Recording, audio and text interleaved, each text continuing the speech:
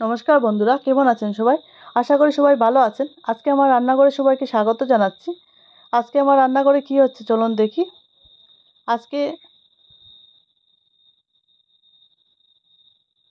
আজকে নিয়ে এসেছি আমি পুঁইশাকের চচ্চড়ি করব। তার জন্য সম্পূর্ণ নিরামিষ পুঁইশাকের চচ্চড়ি। তার জন্য আমি পুঁইশাক প্রথমে নিয়ে নিচ্ছি এখানে। পুঁইশাক নিয়ে আর বাগান থেকে কিছু বেগুন নিয়ে নিয়েছি। বেগুনগুলি দেখতে পাচ্ছেন কি সুন্দর হয়ে আছে। কতগুলি বেগুন পেকেও গেছে। আমি বেগুন চচ্চড়ি সব কেটে নিলাম সুন্দর করে, সরু সরু করে। আর এখানে পাতাগুলি আলাদা করে রেখে দিলাম। আর এখানে কিছু বড়ি নিয়ে নিলাম। তো আমি ডালের বড়ি নিয়ে নিলাম আর সরষের তেলে প্রথম গরম বসিয়ে দিলাম। প্রথমে বড়িগুলি আমি একটু লাল লাল করে ভেজে তুলে রাখবো। তারপর আমি ফোড়ন দিয়ে দিলাম এখানে। তেজপাতা ফোড়ন দিলাম আর আমি তেজপাতা, শুকনো লঙ্কা আর আমি পাঁচফোড়ন ফোড়ন দিয়ে তারপর আমি সেই সবজিগুলিকে দিয়ে দিলাম।